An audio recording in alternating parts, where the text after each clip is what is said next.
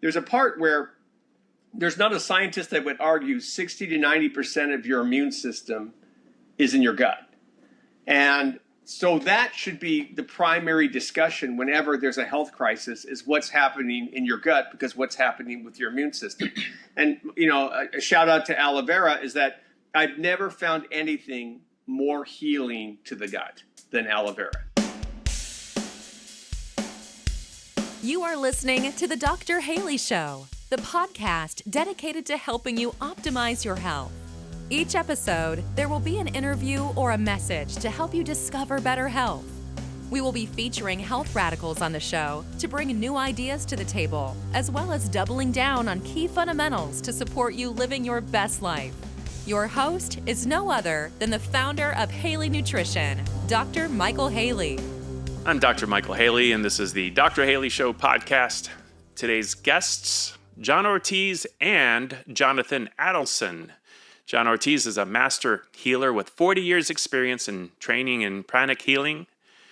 John graduated with honors with a BS in Zoology. He's used and sold aloe vera gel for the past 20 years. Jonathan Attleson is an instructional designer, ghostwriter, and musician. He has music degrees from Oberlin, Peabody, and Eastman, as well as an IT degree from RIT. He currently plays percussion with the Cuban salsa band Guajiron. Together, they're the founders of Triad Healing. How'd you get into this space, John? What brought you to healthcare? What brought me to healthcare? Let me see. There was a part of me that it was almost built in me and I didn't realize it. But at some point, it kind of almost seemed like destiny. I didn't know what it would manifest. My father was a physician, a physiatrist, specialist in physical medicine. And so I had that background growing up. But there was a part where I just realized there were a lot of more to healing than just what my father was doing in medicine. And so part of my journey was just this self-discovery, this religious, spiritual journey, and they were always entwined in healing. For me growing up, I thought doctors were like gods, medical doctors. And watching TV, I did this one study this one time, watching TV, if you can call watching TV research. Yeah. But what I did is I would watch a program and count how many series of commercials there were. And I realized that every hour of programming had like 5 series of commercials. I'm going to actually round up my numbers just to make it easier. Okay. The math. We'll follow along in the math here. So 5 series of commercials, and imagine each series had, 5 commercials. Every one of those series would have 1 drug commercial. Mm-hmm. So that meant I'd be getting about 5 drug commercials an hour, and then probably also 5 fast food commercials and, 5 cleaning product commercials. But I'm focused on the drug commercials right now for the sake of this discussion. They would say the average American was watching like 18 hours of TV, but to use easy numbers, let's say it was only 10. So if we were getting 5 drug commercials an hour, watching 10 hours of TV a week, that'd be 50 drug commercials per week. Mm-hmm. There's 52 weeks in the year, but let's pretend we took 2 weeks off, and we'll just say there were 50 weeks for the easy math times, 50. We got 2,500 drug commercials per year. And if you've been watching TV for a decade, or 4 or 5 decades like us, we're up to over hundreds of thousands of little drug commercials. Now, here's a test. And this is for both of you, John and Jonathan. Okay. How do you spell relief? A-L-O-E. A-L-O-E. Good answer, I'm going to go with V-E-R-I-A to complete the... There's no I in Vera. No. Any young people listening to this are like, what the heck are they talking about? And then, all the older people are like, R-O-L-A-I-D-S. Come on, it's simple.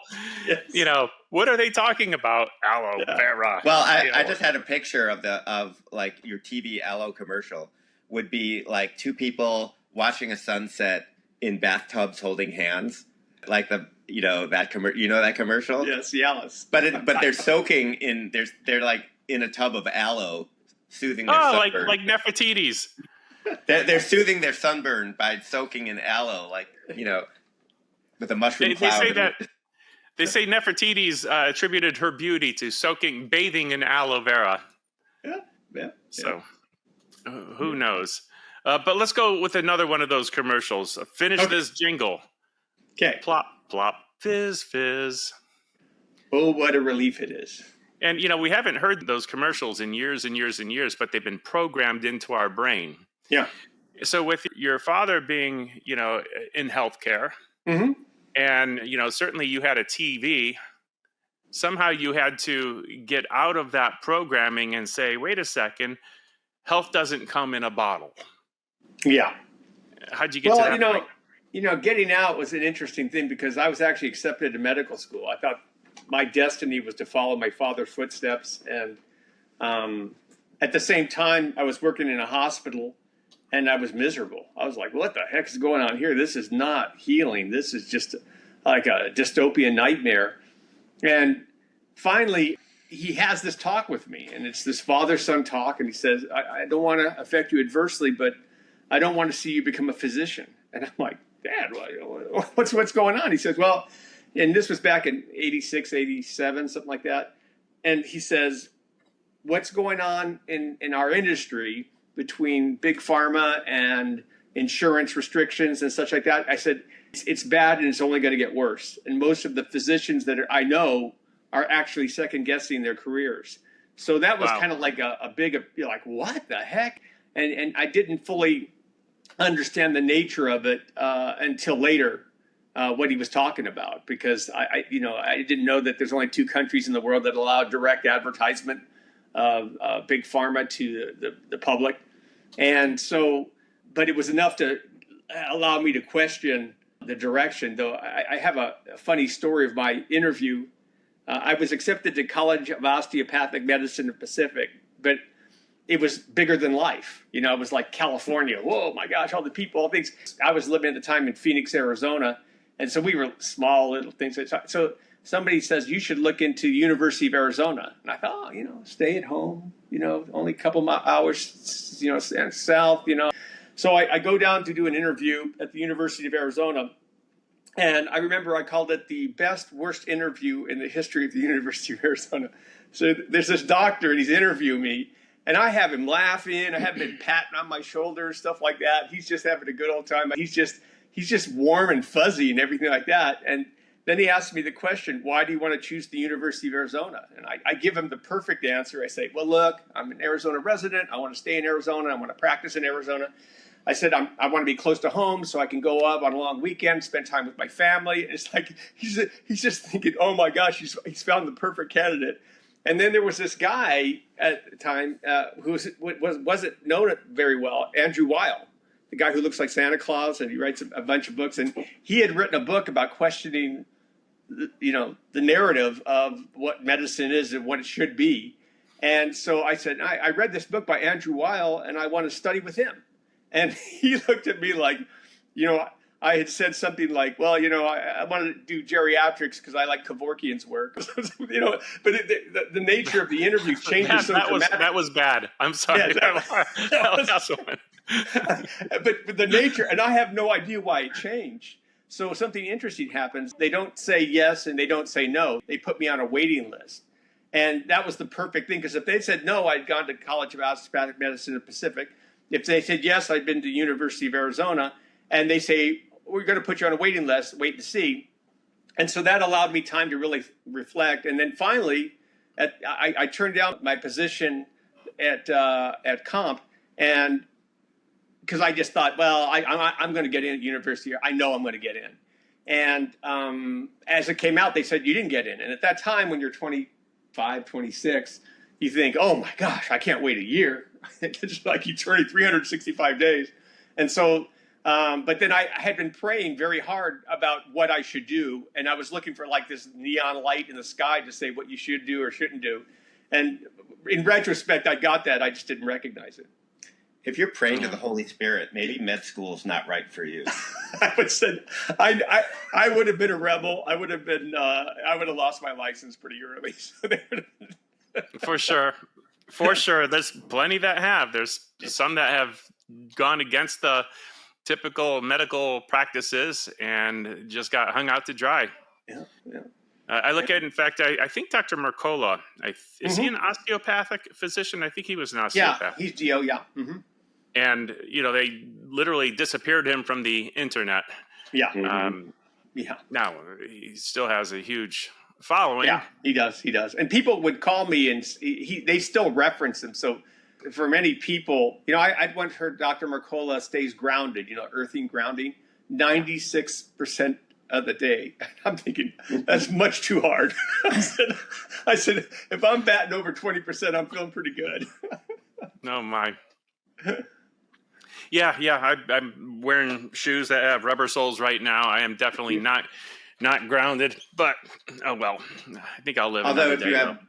If your house has dirty electricity, apparently it's no good anyway. Huh. Well, I don't know about that because that third ground wire is supposed to go into the ground, and that should connect you. But yeah, but apparently also the utilities in our country, they dump a lot of dirty stuff into the ground, so the ground is polluted too. Even the ground from the ground. That's what I've heard. I don't know. So it's like every time you think you found something, somebody's like, no, guess again. Something's got to kill you, I guess. Yeah. Now, Jonathan, let's talk about you a little bit because you got a pretty interesting, upbringing in music, and you're a writer. How'd you get into this health spectrum? Well, I was a music student, and as you might know, serious music studies is very physically demanding. So as soon as I sort of was on my own in college, and out of the house, I started exploring any sort of alternative modality I could find. So there was a dance instructor at Oberlin who had alternative approaches to, it's like, why does my arm hurt when I press on it? I was like, I thought that was normal. She's like, no, that's not normal.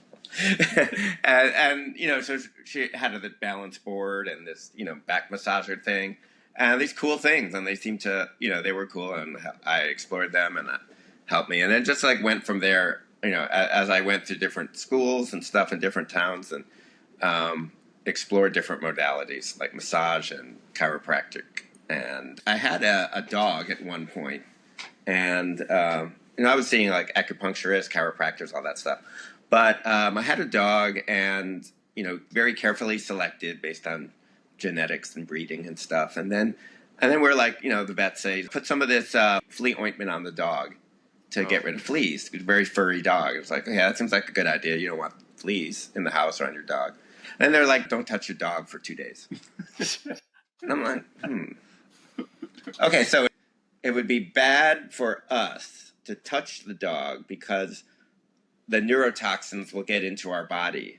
But it's okay for the dog to put it directly on their body. And we're like, maybe there's a better way. And so we did research, and got found all these other alternative things, not quite as convenient, but they worked. And then so we said, what about what the dog eats? And then we started feeding the dog raw meaty bones and stuff like that. And the dog got healthier. The dog smelled like a puppy. It's, his entire life.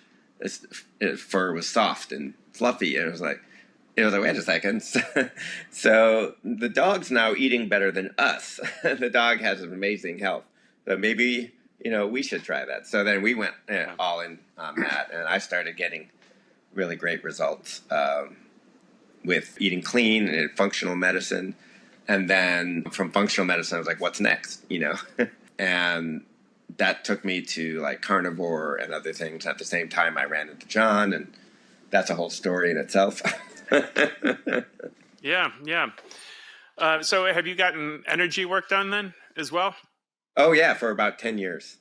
Okay. And John, somehow you went into that. I think energy work is everything. And when I say that, it's something that you can't even explain. Mm-hmm. Meaning, somehow we're all connected. Somehow there is something that is keeping us alive. There's a life that's in us that we really can't explain.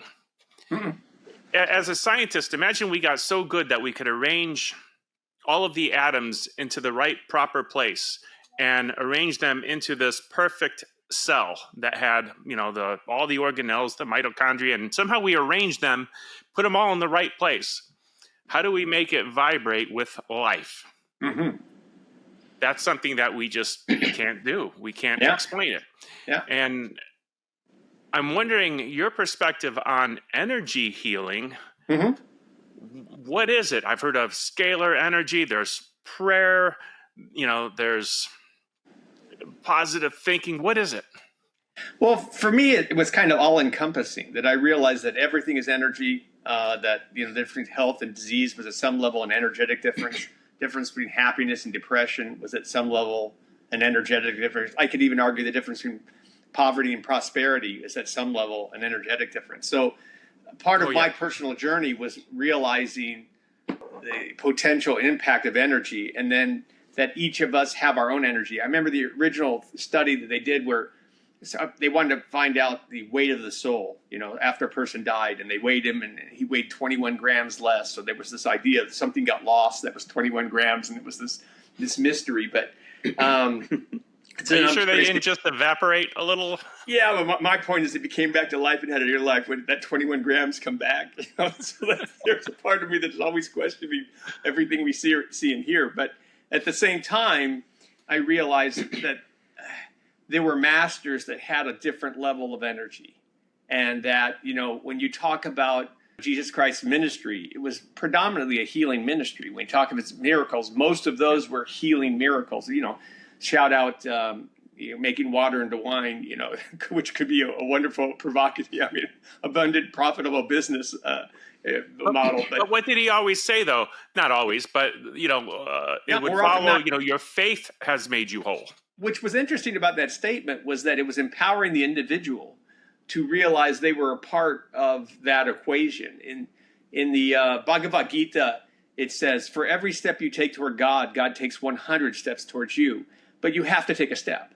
You have to have that initial, and whether that's prayer or making some kind of effort, I think there has to be some effort from the individual, some step out.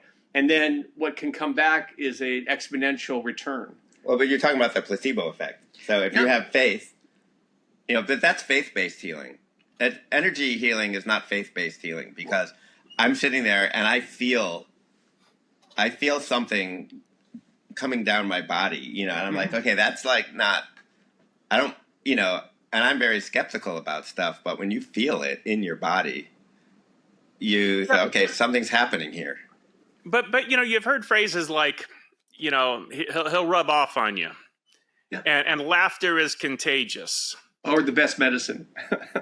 Yeah. So, when you get around someone that's laughing hysterically, you start laughing. Mm-hmm. And in the same way, someone with really good energy can rub off on you, and they can give that to you. And you can, that could be an instrument that actually increases your faith. And whether you call it placebo effect or energy healing, because the placebo part of that is I convinced you that there's a benefit to this. Mm-hmm. Or something did. What's interesting? Most people know about the placebo effect, but lesser know about the nocebo effect. And the nocebo effect is you can take something that's supposed to work and make it not work. So it's kind of like the opposite of the placebo effect. And then I created a new category called the Mocebo effect. That's where you think more is better, which is paramount in our country. That I want more. If you do something and you like it, you want to do more. You want to do more. But at a certain point, there's a diminishing return. And I would even say that it's counterproductive. But we all fall into it, that if you do something you like it, you want to do more of it, until the point that, if you drink too much water, guess what happens? You drown. It's at a certain point, it left its therapeutic aspects, and it becomes actually counterproductive to the journey. I almost experienced that a couple of weeks ago. So I never understood it until I had way too much sodium. Yeah. and then I couldn't get enough water. And then, about halfway through the night, I was still so thirsty, but I realized if I had another sip, I might explode. Yeah. Which made me understand how people are dying if they drink the salt water because they're in the ocean and that's their only option. Yeah. You turn into a pillar of salt. Yeah. Now, I have some I'm thoughts about energy healing, and it's just the idea. The reason why it seems like woo-woo mystery is because our concept of science is, I listen to Cliff High because he's very entertaining and just like comes out of nowhere. I don't know if you've heard him, but anyway, he talks about, he just says, he likes to explain how our whole ontology or paradigm of science is built on the concept of grit being the foundational element. So everything is some sort of piece of matter, tiny subatomic particles, and everything is built up from what he calls grit. So everything we see, everything, and that the energy, consciousness, spirit is all an imaginary thing that is the product of our matter-based brains, right? And that's one point of view that leads to all the advancements of science and degradations of nature that come along with it. But that's only one way to look at stuff. And so, but I don't think we can give any credit to the matter because, when someone's dead, the matter's still there. Yeah. Right. Yeah. So the things that are going on there are mysterious, and I think one of the beauties of life. But one of the challenges for me was the arrogance of science. Science wanted to say that it had the highest and the best answer, and there was always this battle between science and religion, and that usually came about by persecution and then retribution. So my father, shout out, he was a physician, and he developed this saying. He said, "It's in the nature of man, should they undergo persecution and survive, and later attain power, more often than not, they become persecutors." And this was true for the Jews. It was true for the Christians. It was true for the Muslims, and it's true for women. I mean, so we said it wasn't just mankind. So, and then I added a corollary. I said, usually beginning with those who persecuted them, but not necessarily limited to those individuals. So there's a part where we look at the balance between science and faith or religion, and we say it has to be black or white. And from my perspective, everything's shades of gray. There's just I don't want to say 50 shades of gray because it has connotations, but it has these connotations of there's parts of science that religion won't understand. There's people who are religious that don't really understand science. And so where is this middle ground?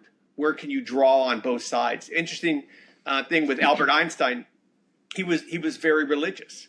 He had a belief in a higher power. He had this ability that when he became perplexed by a certain problem, he would get his violin and he would play it. And he knew that was kind of like the counterbalance for his thinking process to stimulate that. And I'm sure Jonathan's had similar things with his experience with music and the healing power of music, that we've all heard a song that can move you to tears and just touch your heart. And then you can listen to the same song 24 hours later. And it's like, nah, nothing there. No, oh, that's over, And so part of that is what happened, what changed. From my perspective, at some level can all be explained energetically.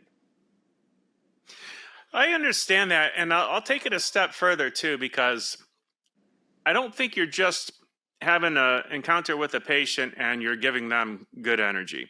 Mm-hmm. There's way more to it than that. But that same energy that you carry has knowledge with it. Mm-hmm. Everything's connected. And some people, some healers, have the ability to know exactly where to focus. Mm-hmm.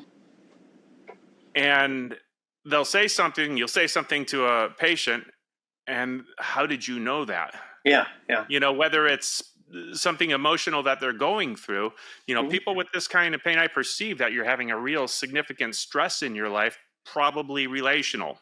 Mm-hmm. How do you know? Yeah. And somehow we're given, as healers that practice this and tap into it, we're given this information. And it might lead us to giving them a specific treatment, and whether that's an energy healing treatment or a nutritional recommendation. But all of that, the whole knowledge, the energy, the life force, it's all connected. It's too big for us to really fully ever comprehend. You enjoying the show thus far? One of the many health secrets that we have covered on the show is all around aloe vera, specifically drinking raw aloe vera. Our aloe vera has helped our customers effectively heal their gut, increase their intestine health, lower inflammation in the body, eliminate and/or decrease acid reflux, have glowing skin and hair, and so much more. Now, as a frequent member of our audience, you will be exposed to exclusive specials and coupon codes for the awesome products manufactured by Haley Nutrition. That's right, for simply being awesome and tuning in, you can get a mini discount to help you optimize and better your health. To see how we can help and support you on your health journey, tune into the episodes and listen for coupon codes that you can use at www.haleynutrition.com before you make your orders of raw aloe vera. Once again, it's www.haleynutrition.com. Now, back to the show. So there's, if we talk about intellect versus intuition, you know what I mean? One is the stuff you've learned, the things you know, and this intuition is this thing we can't really put our hands on. You get a download and you just ask the right question or you know the right thing. You just have this intuitive gut feeling of where it leads you and what it goes to. And it's like, we're writing a book together, The Magical Mystical Healer's Journey. And it's this idea that magical mystical things are happening all the time. And usually, as Jesus said, having eyes to see, we don't see, and having ears to hear, we don't hear. And so then you take a step back and you're thinking, wow, that's, synchronicity. That was Carl Jung's term for your mind linking two seemingly random events, and your mind makes a connection and saying, there's significance that I was thinking about my friend, and then he called me right when I was thinking about him, that type of thing. And my point is that when you start looking for those things, it's like if you go outside and say, I'm going to look for a certain type of car, and you don't think there's that many cars out there, and all of a sudden you look for it, you see those cars everywhere. And it's kind of like the same thing. If you have eyes to see and you start looking for the connections or the intuition or the things you're supposed to read, I think that they start coming to the point that you expect them. Okay, what's up today? Okay, this is the download. This is what's coming, So the first time I meet Jonathan, I have like a spiritual guide or voice, whatever you want to call it. And Spirit says to me, his strengths are your weaknesses and your strengths are his weaknesses. You make a good team. And I had no idea what that meant. I was like, well, I don't know about this. But the one thing that we did share in common was a sense of humor. And so, during the name that shall not call out what happened needs its own episode. He sent me. Yeah, and the fact that you said that we're canceled already, but okay. Yeah, I know. But I go. The fact is, so he, during COVID, I started thinking when it first breaks out, my practice gets, basically shut down, and I'm thinking there's nothing funny about COVID. There's just nothing funny about it. And he's sending me these funny, cartoons or something like that. And the first memes. day, memes. And I'm like, the first day I'd see it, I'd say, that's not effing funny. The next day I'd say, oh, that's kind of funny. And the third day I'd say, oh, okay, it's funny. And then I remember the day I broke out that I knew I was going to be okay from the COVID experience. And it was, he sends this meme or cartoon that it's a pair of socks walking together. And it's a group of socks and they're all going together. And then one sock says to get the other sock, keep together, boys, or they make you toilet paper. And I remember I laughed for the first time that I was aware that I thought, oh, something happened from the experience that I actually thought was funny. And I said, I had this vision of like being a grandfather. Young man, when I was just a boy, we couldn't get toilet paper after 10 a.m. So, all the things that we're going to look back in retrospect and see kind of the silliness of what we, and I'm not saying there weren't serious aspects to it, because there are serious aspects. Yeah. There's a lot of humor in everything if you have eyes to see. I just read something this morning that wilderness campers, that they have funny lingo for things like, and one of them is toilet paper is known as mountain money. Mountain money? Because you don't think it's that valuable till you can't find any. Well, I would say it was a high commodity. During they could sell any kind of toilet paper by midday. So my early joke was the John Wayne toilet paper, and it didn't sell very well and the problem was their marketing. It was it's rough and tough and takes crap from nobody. So there was, that's some good marketing right there. I ran out to Costco and I got myself one of those jumbo, not the quilted kind that only goes around the roller a few times where it's all fluffed up and stuff. That I got that rough stuff, it's durable and it just keeps on. There's like a mile of it on each roll. So I still have all my socks. Well, I'm just shocked that bidets didn't take over the country. Because they did. Everybody, they were popular. Yeah, everybody in Europe knows that they have a superior methodology for cleaning yourself. And I'm just, I'm just kind of surprised that more people don't have bidets. I have a bidet trauma story. And Jonathan had a bidet, an extra bidet, and he a what? Yeah, bidet. Did I? Yeah. I a girlfriend insisted we buy it, and I couldn't figure out how to install it. Well, so I get his bidet, and I install it myself because I don't need a plumber. And I turn it on, and it's like a fountain. It's just springing everywhere. There's water going everywhere. He doesn't need a plumber. Yeah, I know I don't need a plumber. No. But then I needed a plumber to fix what I had tried to put in. You meant to get a wash, but you got a little water fountain drink instead, huh? Exactly. He was pouring everywhere.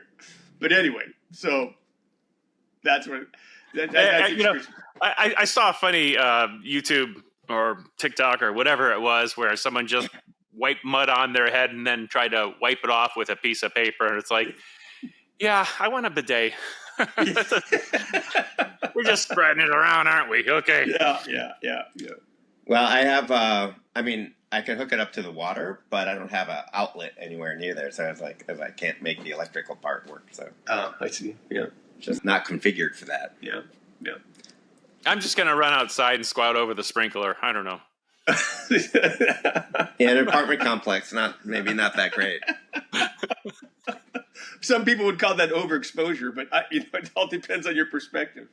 Yeah. Might get thrown in jail, but then you get free food. Not good food. Hey, let's go to the Mocebo thing, and I want to talk about that because it kind of applies to a lot of counseling I have to give to customers of mine. Oh, yeah. One of the ways we know each other is the aloe vera product. Oh, yeah. That I have. And when it comes to how much to drink a day, I like people to learn how to get the answer out of themselves. For instance, people have a general idea that, someone said you should have 3 servings a day or whatever the case. Let's say that's their foundational thinking. How much should I drink? They heard that somewhere along the way, and I might say, have a teaspoon. And they'll say, well, really? I think I should have more than that. I was kidding. Drink the whole bottle, 1 bottle per day. Yeah. That seems a little excessive. Well, what were you hoping I would say? Yeah. Well, I was hoping you would say, 3 ounces twice a day. Okay, well, there's your answer. It was in you. You just needed help getting it out. Now, that won't be the answer for the next person because they have their own idea about what is right. And after you're using it for a while, you might decide less or more. Yeah, I think there's different aspects that go into that decision. First of all, it's socioeconomic. What's your finances like? Second of all, diagnosis and prognosis. What are you battling, and what do you hope to accomplish by that? And the third is the experience. It's different for each individual. Some people think it tastes like water. Other people think it's the bitterest, slimiest thing they've ever experienced in their life. And so I found that it's so individual that I give a prompting because I really believe in the product. And there's a part where there's not a scientist that would argue 60 to 90% of your immune system is in your gut. And so that should be the primary discussion whenever there's a health crisis is what's happening in your gut because what's happening with your immune system. And, a shout out to aloe vera is that I've never found anything more healing to the gut than aloe vera. And if that doesn't exist, there's things that complement it. But my point is everybody should be trying to heal their gut because there are challenges that we're experiencing that you might not even be aware of, but it's happening and it's starting in your gut, Yeah, for sure. Yeah, the gut is definitely foundation like we don't even know yet. Yeah. There are more bacteria and viruses and living creatures in our gut than there are our own cells. Yeah. We are outnumbered by our microflora, the little things that are crawling around inside us. I think it's funny too, because I like people to understand when you're eating, you're not feeding you, you're feeding them. Mm-hmm. They're taking what you eat and they're turning it into something that your body can use. And then you're absorbing it. Yeah. And it's kind of like soil. You're really like a tree where you have intestines that are roots that sink into the soil that they make. They make the soil outside. Living creatures, from little tiny bacteria up to big animals, eat stuff and poop it out and excrete it. And that's how soil is made. And it turns trash into things that trees can grow in. Right. So the question is how's your soil? In good soil, we grow good fruits and vegetables and trees. And in bad soil, we don't. We have to add fertilizer and things like it. How's your soil? Are you feeding yourself or are you feeding them? So, something like aloe vera, it's high fiber. It's although it's made up mostly of a certain sugar, people say, really, it's sugar? It's a unique sugar. It's different than glucose. It's not feeding all of the bad bacteria. It's got all kinds of, amino acids and minerals. It's one of the most diverse, nutrient-filled plants there is. It is wonderful for the gut, and it seems to be great for the microbiome. Well, can I ask about so the sugar you're talking about is mannose, right? Yeah. So I remember back to when I had a dog and they had a urinary tract infection. The alternative method was use D-mannose because that's a kind of a sugar and it somehow gets rid of the infection, whereas regular sugar would make it worse. Right. And so you would feed the D-mannose and they would pee it out, and that would somehow clear the infection from their urinary tract. Yeah. And I was just and that was just like a radical thing. So I'm thinking, and then I hear that the aloe has mannose in it too, and then there's so it's sort of a sugar that's an anti-sugar. It's like the antidote to sugar because it fits that niche, but it works differently. Diabetics will take aloe because it lowers their blood sugar levels. That's interesting. Yeah, I did. And I have to make a thing. When I first met Rodney, he was talking about the protocol for cancer patients and terminal cancer patients. And when he said that, I was just kind of shocked. I said, "Wow, that's a lot of aloe vera gel," And then I said, "That was pulling a Gandhi." And he looks at me and goes, "Pulling a Gandhi?" And I said, "Yeah. When Mahatma Gandhi was doing peace between the Hindus and Muslims post-India independence, he's fasting on aloe vera. So he's just living on aloe vera as his sole nutrient source. And it actually could hydrate him at the same time, feed him. And so that was my thought, was that aloe vera was this fuel, food from the gods and the fuel for these saints, so to speak. So, but that's not a fast. That's a mono diet. That's a mono diet. That's See, correct. that's semantics there. You could do you could do a bone broth diet. You could do like an all beef diet. And the thing that would mostly affect would be the microbiome. That when you do a diet like that, or even if you're doing an extended fast, you're basically trying to change or balance your microbiome. Yeah, that's something I need to practice more. I haven't done a fast in a long time, but it's not only the benefits of cleansing and detoxifying and going into ketosis, which may or may not be beneficial. Controversy on that one. Yeah. But saying no to the flesh on something that it's crying out for gives you some sort of spiritual power and control over other areas of your life. It spills out, so I need to fast. Well, so somebody was, one word of wisdom that I learned was that if you're craving something, it's probably bad for you. Because, so I experimented with that, and once you cut those things out, the cravings go away. But then there are things that are good for you that, so for example, let's say a ribeye steak, which I eat a lot of. But I don't go around thinking I need a steak. I'm craving a steak.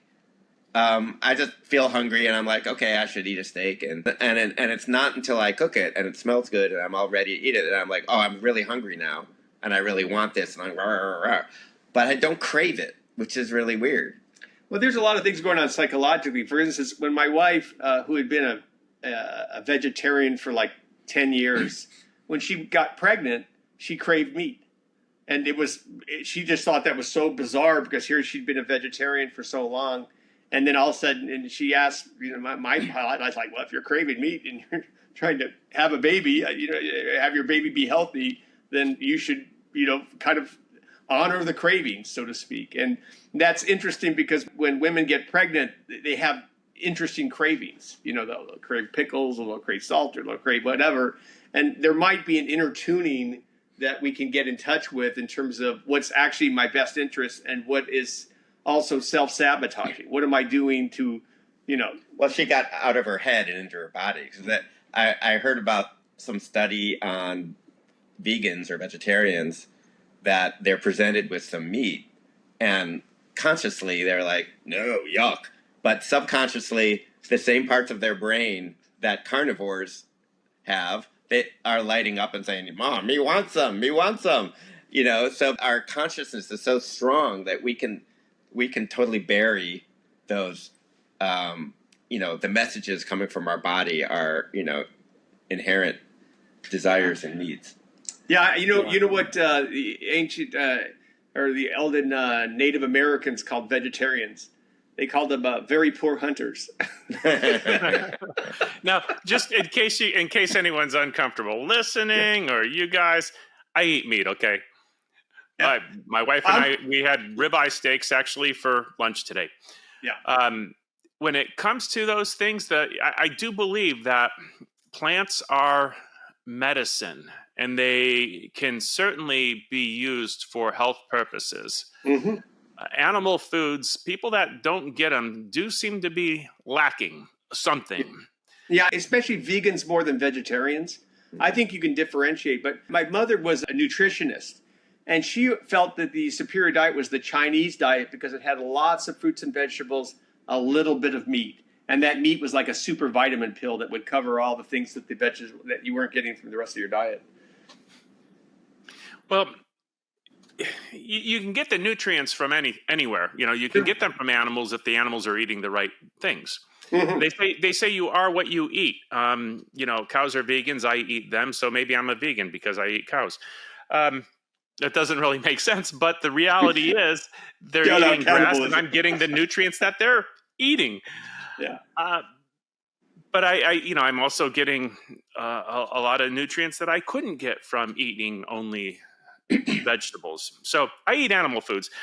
I forget who it was. It may have been you, John. Did you tell me about a book where someone wrote about being a vegan and how, it was for her a spiritual decision because she didn't want to kill. And then she was out in the garden and, there were bugs on the plant. So she got, chickens or whatever to eat the bugs and realized the bugs still had to die. Something always has to die, whether you're eating animal foods or plant foods. Well, and how do you get healthy grass for your cows to eat? Well, you need to have bugs and worms and stuff in the soil to For sure, absolutely. And cows, you need cows to walk on the soil. That's all the whole regenerative agriculture thing. You need cows to poop on the soil and walk on the soil. Different animals. You need the chickens to come around and eat the bugs. It all works together. Yeah. The chickens eat lizards like steak here in Florida. They'll one will grab the lizard and stuff and try to kill it, and it actually slips out of the mouth, and then the other 10 chickens go running for it, and it's my lizard, and they're fighting over it, tearing it apart and stuff. I mean, you can't really have like immaculate conception of vegetables. I mean, they can't just like sprout from other vegetables. It's a whole ecosystem. Absolutely. I'll share from personal experience, though, that I tend to be predominantly vegetarian. And part of that was my spiritual teachings and practices, and that in terms of consciousness, trying to do that. And I realized at a certain point it was too rigid, and that I had to kind of like back off that a little bit and say, okay, I would see people who think that a cookie would kill them, and I'm like, well, it probably will, because your mind has created the monster demon cookie. And so there were many humorous stories in my past where I would deviate from my vegetarian diet, not meaning to, and then something funny would happen, and I'd look at the kind of thing in retrospect and say, well, it's come on, it's that type of thing. And I'll share one. I was at a retreat once, and it was a group of, we were vegetarians, and they're serving this black bean soup, and this black bean soup tastes so great. I'm like, oh my God, we're just wolfing it down like we've just never had anything like that.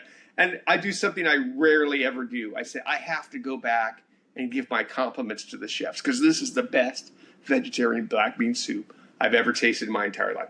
So I go back in the back and I said, who's the chef? I said, that is the best soup I have ever tasted. He goes, yeah, I couldn't get the taste right until I got bacon in there. And I'm like, I knew there was going to be some animal in that. I know.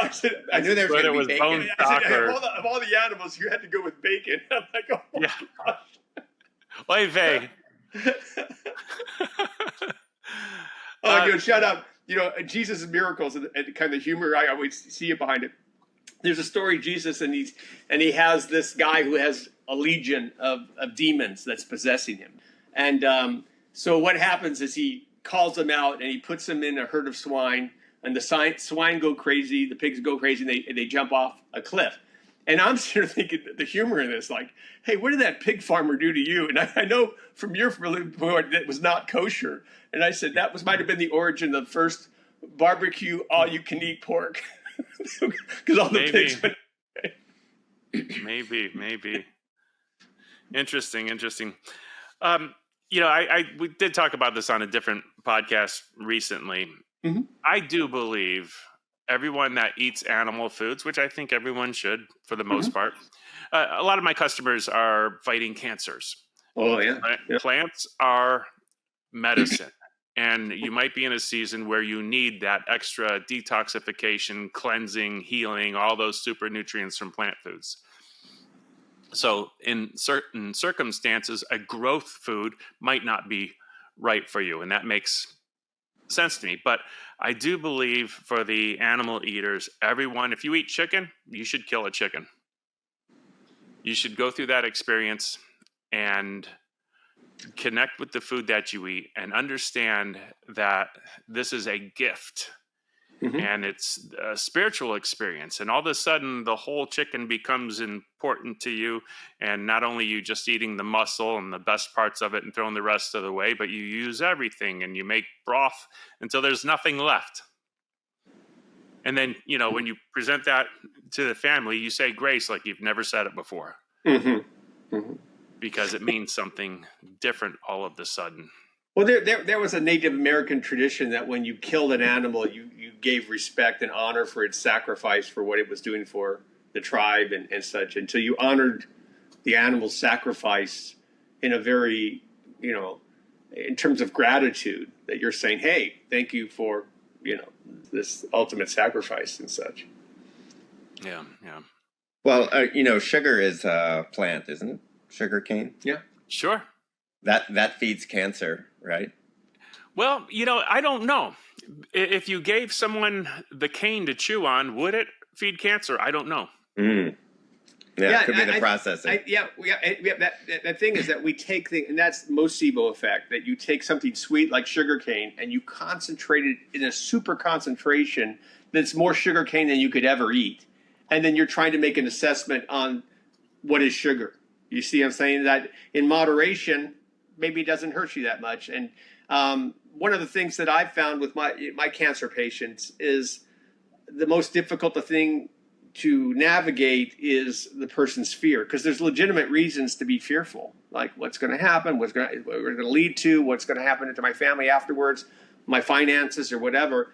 And so that's totally normal. But part of the journey has to be able to manage or mitigate that to the point that you're not crippling your immune system. Because one of the things that I have, again, happened to the C word, the other word, the co word. the other C word. I'm co-cinco. It's a thing I made up. It's like, it made me cynical, which led me to conspiratorial theories. So co-cinco is my journey. But what happened was that if you have to manage it, because if you're gripped by fear, you cut off your higher mind and you start sabotaging your immune system.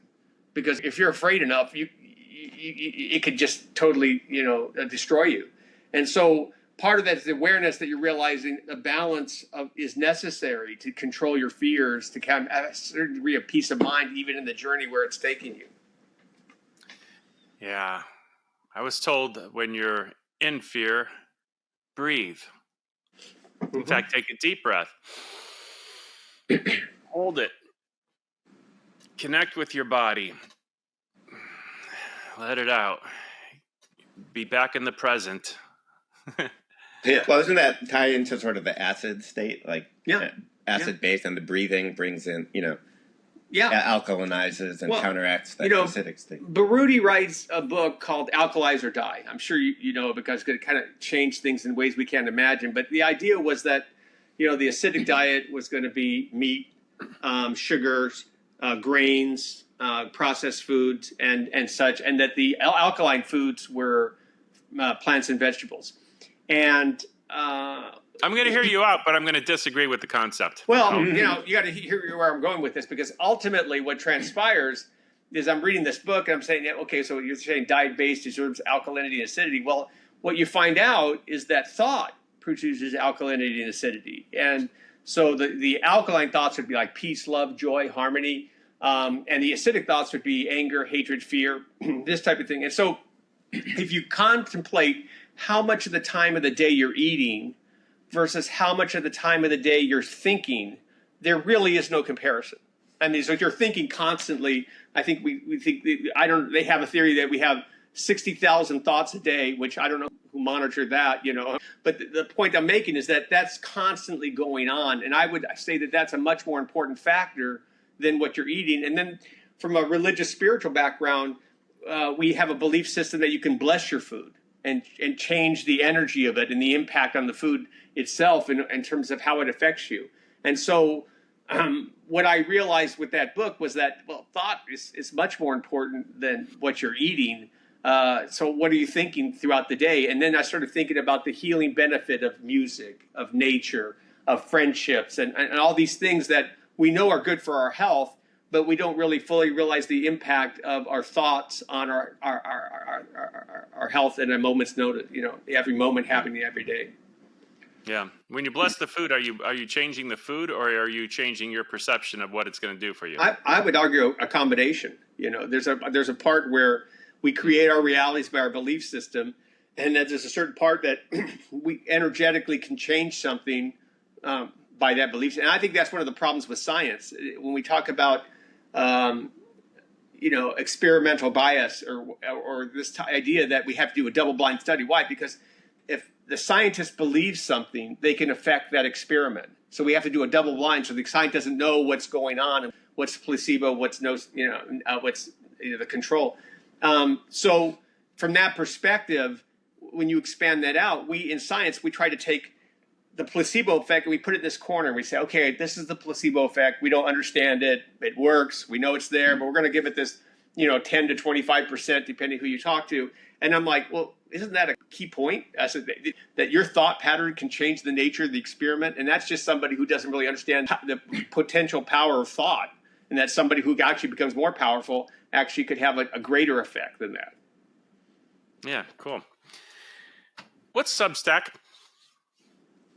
Well, Substack, it's a online publishing platform that has been remarkably resilient to things like cancellation and censorship. And a lot of people who lost their traditional outlets were not allowed to publish, moved to Substack and were able to say whatever they want there. Really? To a large degree. So along with Telegram and Substack are the places where people go for free speech. And then, Elon Musk bought Twitter, turned it to X, and allowed a lot of speech there. But it's not 100%. But Telegram and Substack have been, the rock where people are able to actually just say what they think. I did not know that. Yeah, and it's also a new sandwich coming out at Subway where they're going to come out and market it as this stack of. Just kidding. Substack, yeah. So Substack has, they have ways to monetize. You can have paid subscriber tiers. You can post videos, podcasts, and they just launched live streaming. So it's cool. A really great tool. Now, in addition to that would be Rumble, which is a video streaming platform. So a lot of people who got kicked off or demonetized from YouTube went to Rumble and Odyssey as well. But I think Rumble has better technology. Yeah, I've had a couple videos that were taken down off of YouTube, and they're now on Rumble, and no problems. Right. One of them was Rodney Stockton's aloe vera testimonial video, if you can imagine. Yeah. I hope you're enjoying this podcast. As a thank you for tuning in, this month, use the coupon code BLESSING, that's BLESSING, for 10% off your entire purchase at HaleyNutrition.com now through the end of January 2025. You can use the coupon to save on top of the already discounted bundled prices. As an example, if you were picking up 3 canisters of Haley Pro vegan protein powder, 3 canisters is already discounted by 20% off the single can price. You can use the coupon for an additional 10% off the already discounted price. And if you were getting a case of 12, it's already discounted 30% per canister. Take an additional 10% off with this coupon code now through the end of January 2025. Thanks for tuning in. Enjoy the rest of the podcast. So you have like a property on Substack? Is it like, substack.com/ how does it work? So it's Triad Healing, all one word, .substack.com. Okay. Just make sure. This is a sort of a new thing, so I'm just kind of bring it up here. Triadhealing.substack.com. Yeah. Okay, good. And I'll make sure that there's links, on the description of the podcast or video or wherever anyone's watching this so that they can find you there. And do you become a member of Substack and then subscribe, or? Our posts are publicly available. You can sign up for an account, then it'll track your favorite people, and you can get the app and you can read it on the app, or when you subscribe for free, you get emails where the post will come to you in your email. Got it. And so you can kind of control how you want to engage. Do you want it pushed to you, or do you want to go and get it? And it's a great community. You just find all sorts of really out there analyses and of things. Al said that.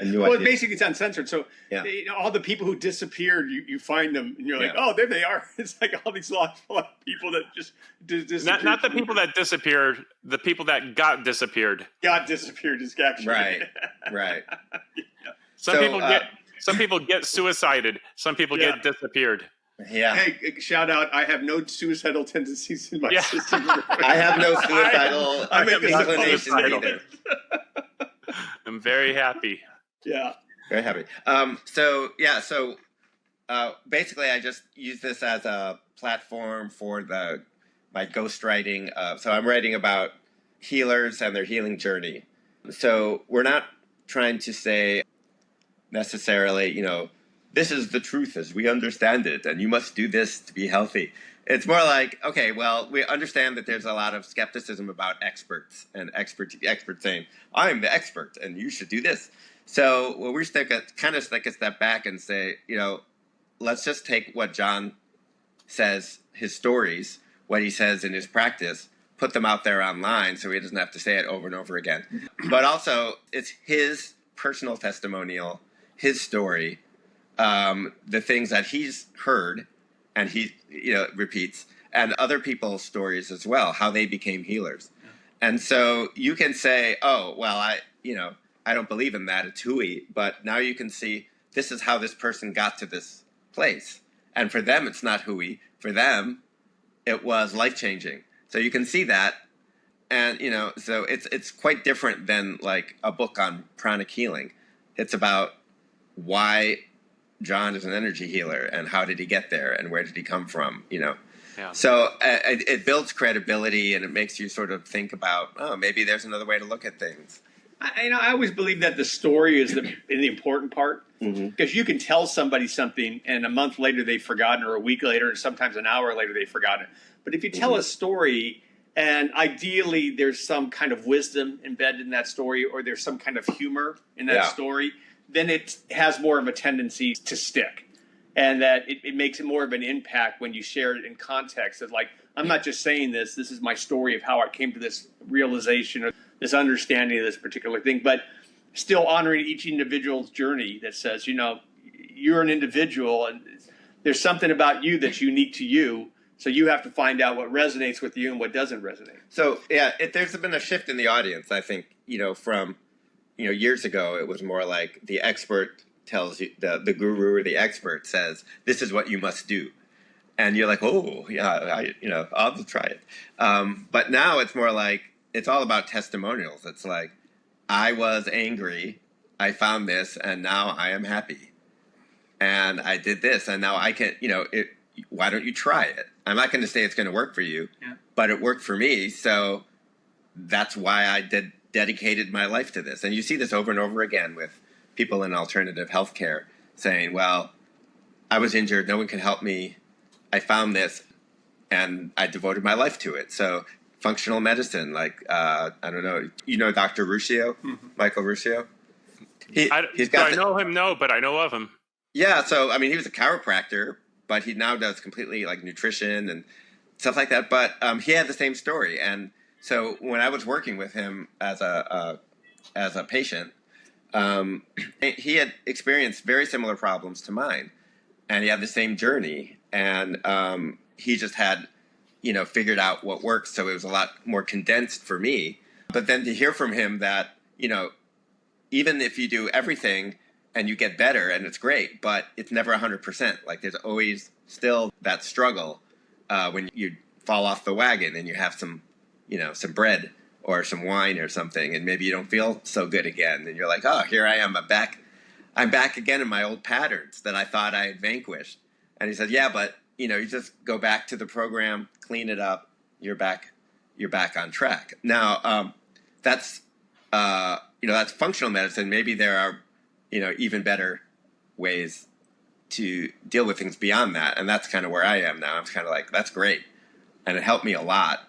And now I'm like off into other things like, carnivore, like super, like just getting back to the basics of letting your body heal itself and not constantly, trying to like stick artificial, things or plants in your brain to fix you.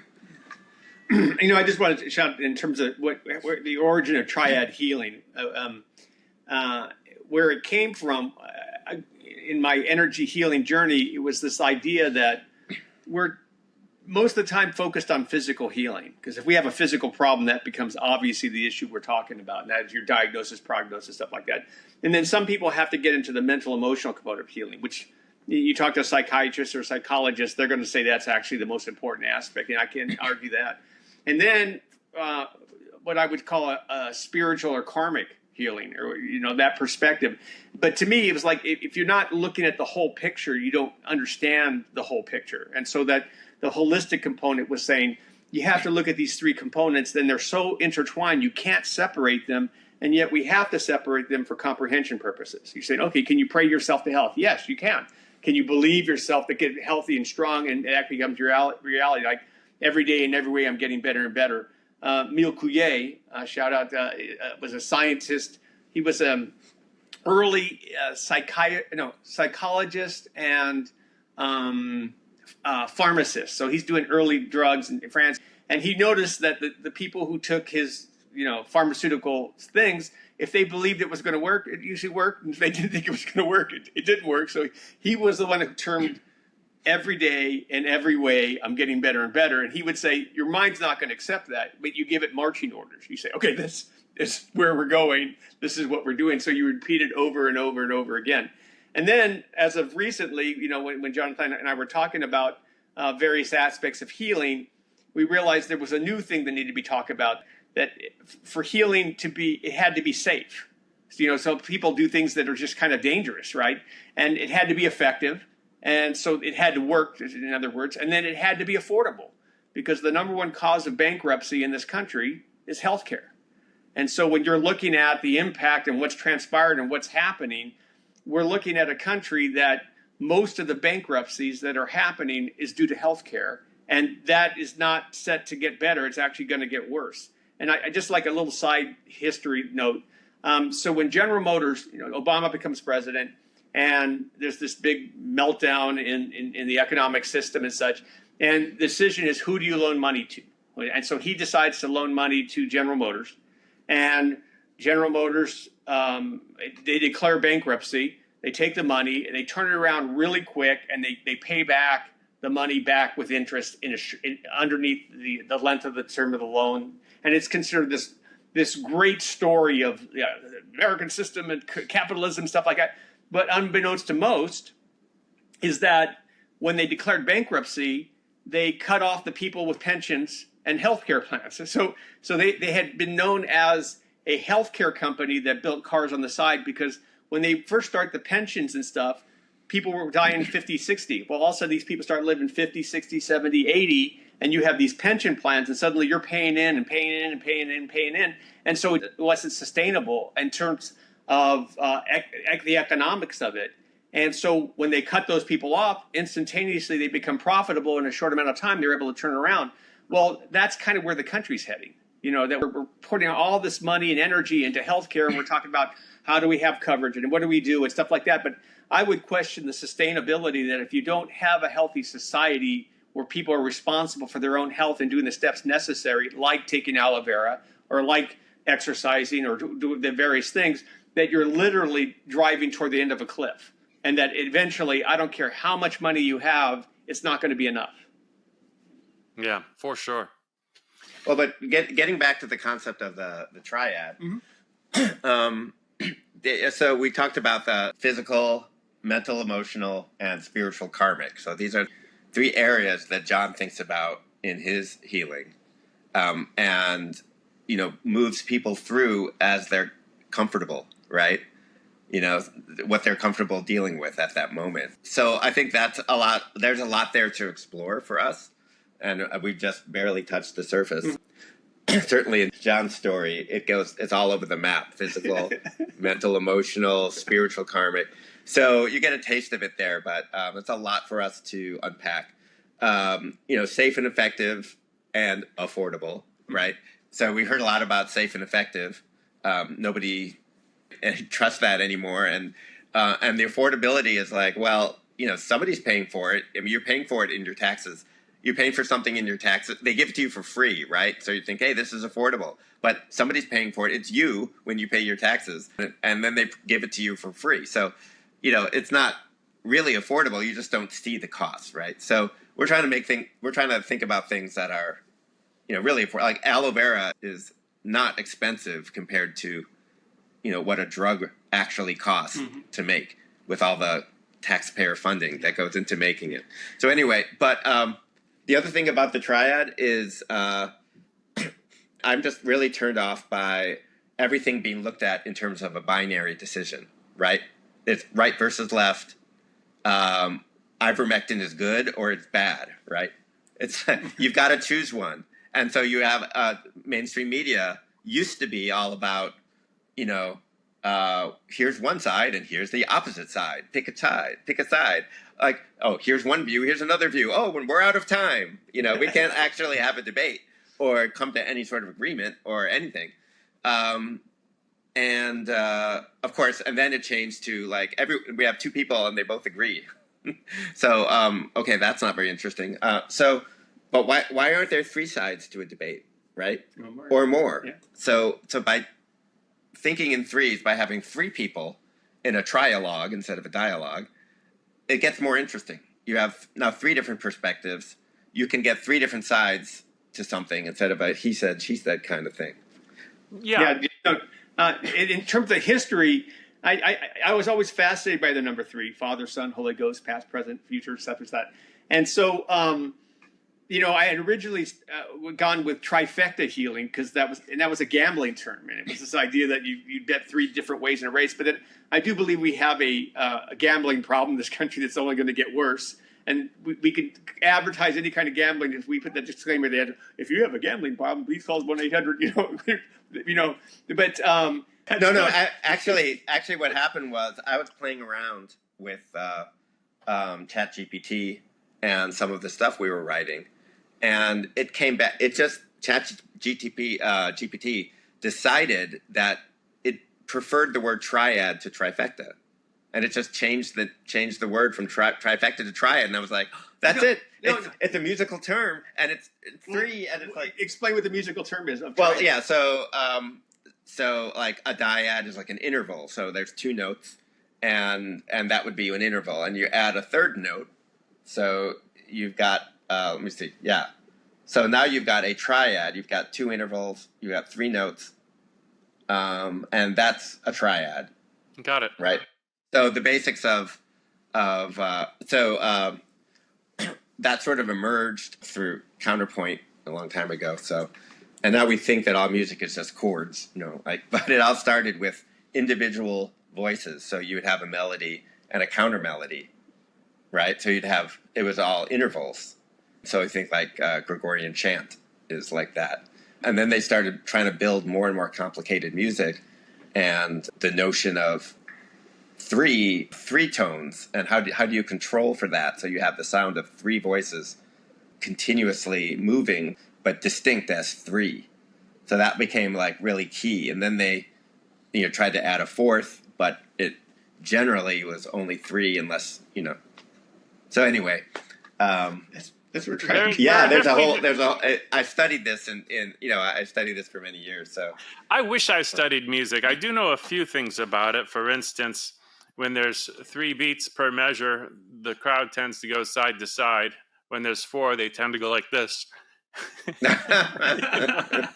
Well, it's funny when you have 3s, it's more of a trance-like spiritual experience. Like in Latin music, the more trance-like spiritual music is in 6/8, and the dance music is in 4 because you have 2 feet, so it just makes sense. Okay.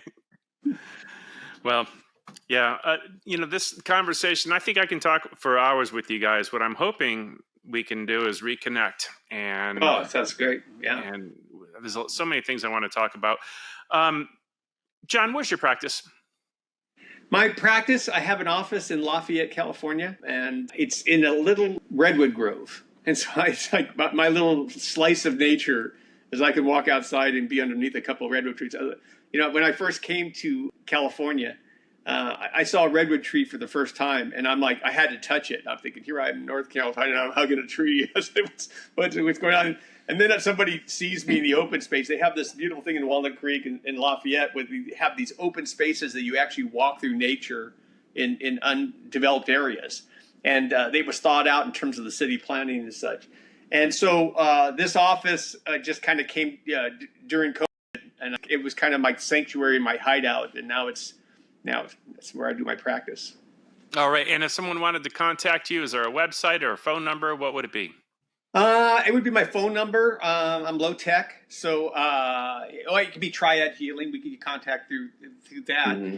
But my phone number, I'll say it out down. I kept my Florida phone number, and the reason I kept it was because if I were semi-conscious, I knew I could always remember it. And the other part was I'll still get phone calls from people back in Florida that I haven't been, there in 15 years.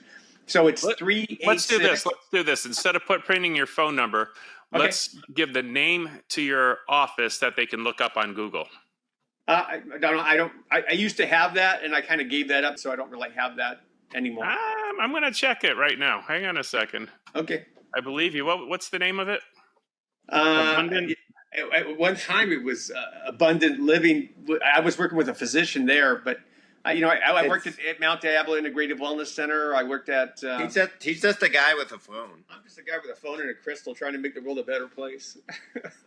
And he used to make house calls too. I used to make house calls. Yes, that's true. Yeah. So, and now you do remote. You're doing long distance healing as well. I that was something I was forced to get in during COVID when it was shut down. The people physically coming to the office, but I did experiment quite a bit with remote healing.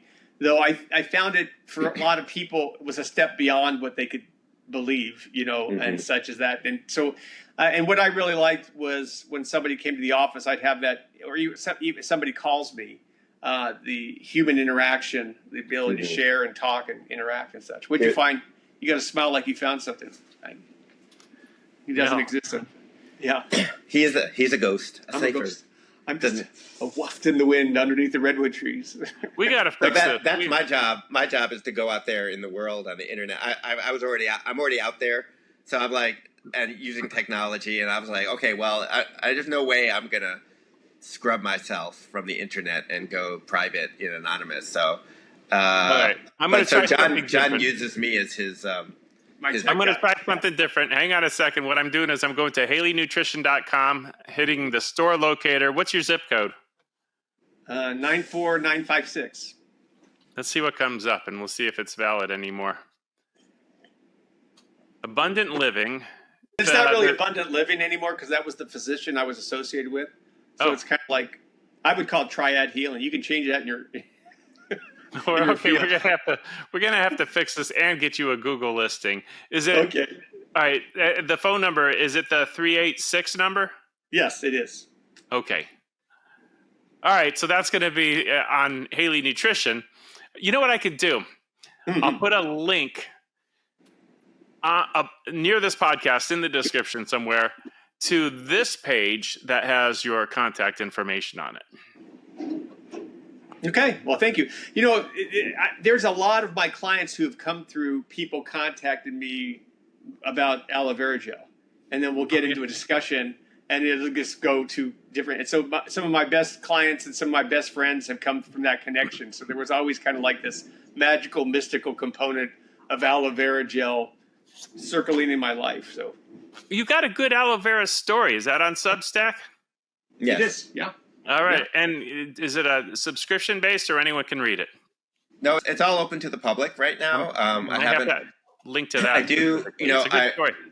I do want to get into some subscription content, but I haven't really gotten to that yet. So we'll think about it.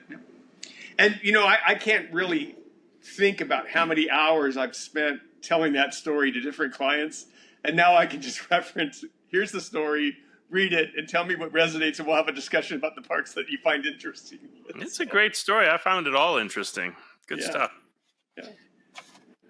John and Jonathan, thank you for joining me. It's really our pleasure. And I just want to do a little shout out for you. I'm proud. There was a certain divine perfection that the internet was down for you last time. It gave us a chance to have like a couple-hour discussion and find background information that I found very relevant. But just a shout out to you of keeping Rodney's legacy going and alive, and you've done him proud. Thank you. I wish I had more time to talk with him and work out some of the details and figure some things out. I figured it out on my own, most of it, but I had a lot of material from him that I was able to comb through and learn the ropes, so to speak. But good stuff. He really paved the way, and maybe I had something to do with putting him on the internet, but he was going to be known forever anyway. I don't know. There's an interesting thing about legacy and memory, because you can write a bestseller and in a year you're forgotten. So there's a certain component of legacy that has to be ongoing and perpetual. And so, they made a movie, The Age of Ultron. And I'm going to say that 2025 is the age of aloe, that you're part of that genesis that's going to create a whole different narrative, because people, I think they're going to be forced out of the system to question the system, and they're going to look for alternatives and different stories to tell that will help them in that journey. The future is bright. Next few weeks, some things are going to be changing here, and it's going to be for the good, and the aloe supply is going to be off the charts good, better than anything before. We're going to have to talk about that next time. A lot of people want to know, when it comes to aloe, what's so different? And I'll just give a little teaser. We are the only brand that has mucopolysaccharides. Well, how could that be? We'll talk about that next time. Yeah, looking forward to that. On the edge of my seat. Thank you, John and Jonathan. Thank you. It's really a pleasure. Look forward to reconnecting. And all those people out there, God bless. If we've offended anybody, we apologize forthwith. We really didn't mean to offend anybody. If you don't accept our apology, F you. No, I'm just kidding. Yo, don't worry. We'll be offending you more next time. Don't worry. Yeah, we'll be like, that's the game. If you choose to be offended, it's your choice. It's yours. That's right. That's right. Yeah. I hope you enjoyed that episode today on The Dr. Haley Show. Make sure to hit subscribe on whichever platform you are listening to this. If this episode made you think of someone, go ahead, take a screenshot, and share this exact episode with them. You can catch the show notes for this episode on www.drhaley.com. If you want to geek out with Dr. Michael Haley on other radical health topics, be sure to check out his YouTube channel, where he posts exclusive video content. All the details are at www.drhaley.com, and we can't wait to hang out with you on the next episode.